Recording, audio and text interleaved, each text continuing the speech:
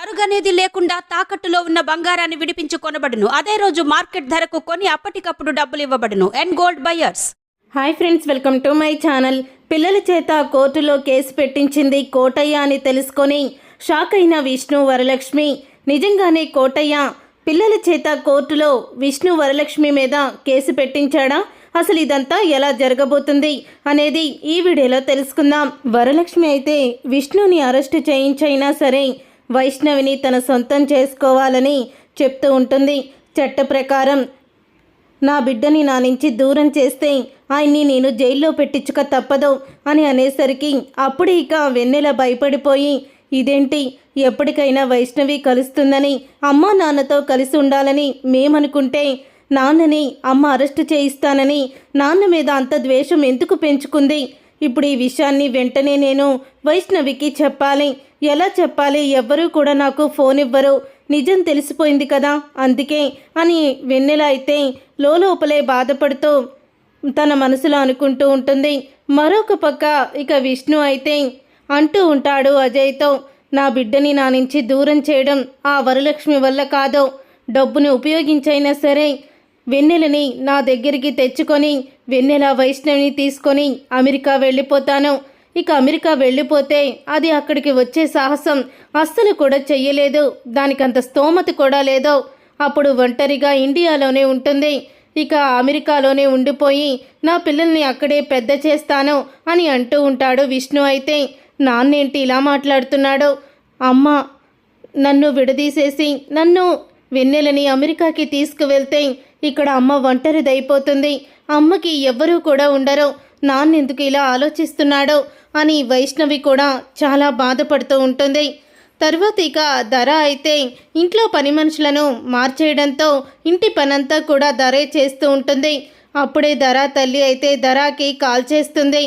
ఏంటి ధర, ఎలా ఉన్నావో అని అడుగుతూ ఉంటే, మామ్ ఇక్కడ నా పరిస్థితి ఏమీ బాగోలేదు, నన్ను ఇక్కడ పని మనిషిని చేసేశారు, పని వాళ్ళందరినీ కూడా మాన్పించేసి ఆ విష్ణు నన్ను ఇంట్లో పని మనిషిగా మార్చాడు అని అంటూ ఉంటుంది. ధర అయితే ఏం జరిగింది అని అంటూ ఉంటే, తన కూతుర్ని అనాథాశ్రమంలో వదిలేసిన సంగతి, తనకి కవల పిల్లలు అని మొత్తం కూడా విష్ణుకి నిజం తెలిసిపోయింది, అందుకే నన్ను బయటికి గెంటేస్తూ ఉంటే అప్పుడే ఇక నన్ను వాళ్ళు లోపలికి తీసుకువెళ్ళడానికి రాజశేఖర్ అంకుల్ ఇలా చెప్పాడు, ఇంట్లోనే ఉండి గొడ్డి చాకరీ చేయిస్తే అప్పుడే తనకి శిక్ష వేసినట్టు అని అనగానే నన్ను ఇంట్లోకి తీసుకువచ్చి గొడ్డు చాకరీ చేయిస్తున్నారు అని ధర అయితే చెప్తూ ఉంటుంది. నా కూతురికి ఇంత శిక్ష విధిస్తారా, ఇప్పుడే వస్తున్నాను అని అంటూ ఉంటే, నువ్వు వచ్చినా ఏమీ చెయ్యలేవు మమ్మీ, ఎందుకంటే నేను చేసిన తప్పు సాక్షాత్గా ఉంది అని అంటూ ధర అయితే చెప్తూ ఉంటుంది. ఇప్పుడు గనక నువ్వు ఇక్కడికి వస్తే నిన్ను కూడా పోలీసులకి పట్టిస్తామంటారు, అయినా నాకు ఇది కాదు కానీ మరో భయం పట్టుకుందమ్మా అని అంటూ ఉంటే, మరో భయం ఏంటే అని అనగానే ఇప్పుడు వేదవతి ఆంటీకి ఏమీ గుర్తులేదు కాబట్టి సరిపోయింది, మందులు వాడంగా తనకి గతం గుర్తుకు వస్తే అప్పుడు ధరానే నాకు వరలక్ష్మి చేత నీకు విడాకులు ఇప్పించేలా చేసింది, నన్ను వరలక్ష్మిని అపార్థం చేసుకొని నా చేతే మీ ఇద్దరిని విడదగొట్టింది అని మొత్తం చెప్పేస్తుంది.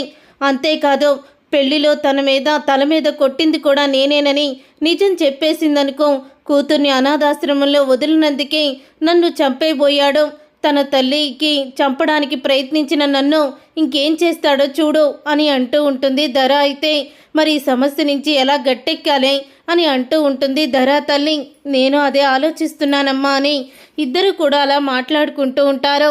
ఇదంతా ఇలా జరుగుతూ ఉండంగానే ఇక విష్ణు వైష్ణవి ఇద్దరూ కూడా మాట్లాడుకుంటారు. విష్ణు తాగిన మత్తులో నిన్ను మీ అమ్మ దగ్గరికి నేను అస్సలు కూడా చేరనివ్వను, నువ్వు ఎప్పుడు నాతోనే ఉంటావో, వెన్నెల కూడా ఇక్కడికే వచ్చేస్తుంది అని విష్ణు అంటాడు. మీ అమ్మ నేను ఎంతగా ప్రేమించుకున్నామో తెలుసా, కానీ తను నా మీద స్వార్థంతో ప్రేమనంతా కూడా చెరిపేసుకుంది అని వరలక్ష్మి మీద ఉన్న ప్రేమని విష్ణు అయితే బయట పెడతాడు. అలాగే ఇక వరలక్ష్మి కూడా ఎంతో ప్రాణంగా ప్రేమించాను, నా మొదటి భర్త గుండెని తీసి ఆయన పెట్టుకుంటే ఆ మనసులో నాకు ఇంత స్థానం ఇచ్చారని ఎంతో ఆనందపడ్డాను, కానీ ఇలాగా ఈరోజు నన్ను ఇంతలా దిగజార్చి మాట్లాడతారని ఊహించుకోలేదు అని వరలక్ష్మి కూడా బాధపడుతూ ఉంటుంది.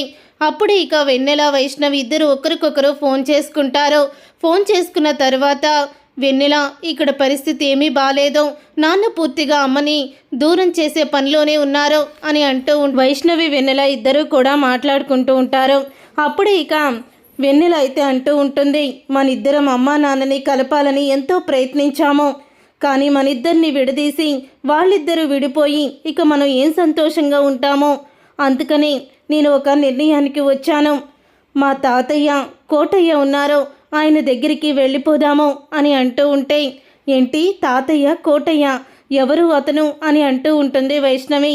అమ్మ వాళ్ళ నాన్న, ఆయన జమీందారట, నాకు జాను చెప్పింది, ఆయన అడ్రస్ కూడా తీసుకున్నాను, మనం ఈరోజు ఆయన దగ్గరికి వెళ్ళిపోదాము అని అంటూ ఉంటుంది వెన్నెల. అయితే అప్పుడు ఇక వైష్ణవి అయితే వెళ్ళిపోదామైతే అని ఇద్దరూ కూడా ఇక అర్ధరాత్రే ఎవరికి చెప్పకుండా వెన్నెల వైష్ణవి ఇద్దరు కూడా బయటికైతే వెళ్ళిపోతారు.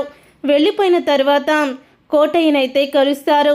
మేము వరలక్ష్మి విష్ణు పిల్లలం తాతయ్య అని అంటూ ఉండంగానే కోటయ్య చాలా ఆనందపడుతూ ఉంటాడు. మీరు మా వరమ్మ పిల్లల, మా వరం వచ్చిందా అని కోటయ్య ఆతృతంగా బయటికి వచ్చేసరికి, అయినా ఇదేంటమ్మా మీ కూడా ఎవరూ రాలేదు, మీ ఇద్దరే వచ్చారేంటి అని అడుగుతూ ఉంటాడు.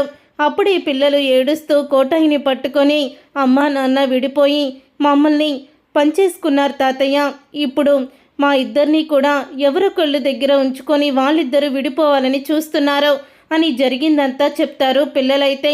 అప్పుడే కోటయ్య అయితే వాళ్ళకి బుద్ధి చెప్పాలంటే నా దగ్గర ఒక పరిష్కారం ఉందమ్మా అని అంటూ ఉంటే, ఏంటి తాతయ్య అది? ఏం లేదు, మేము మా అమ్మ నాన్న దగ్గర ఉండము, వాళ్ళ దగ్గర ఉంటే మా ఇద్దరిని విడదీసేస్తున్నారు, అందుకని మాకు వాళ్ళిద్దరూ కూడా దూరంగా ఉండడానికి ఏదైనా విడాకుల్లాగా నోటీసు ఇవ్వండి, మేము మాత్రం వాళ్ళిద్దరి దగ్గర ఉండము అని చెప్పేసి మీరు కోర్టులో కేసు వేయొచ్చు అని అంటూ ఉంటాడు కోటయ్య. అప్పుడే కోటయ్య సహాయంతో పిల్లలిద్దరూ కూడా కోర్టులో కేసు అయితే వేస్తారు. వెంటనే ఇక విష్ణు మీద కేసు పెట్టడానికి బయలుదేరుతుంది వరలక్ష్మి. అప్పుడే పోస్ట్లో అయితే ఓ లెటర్ వస్తుంది.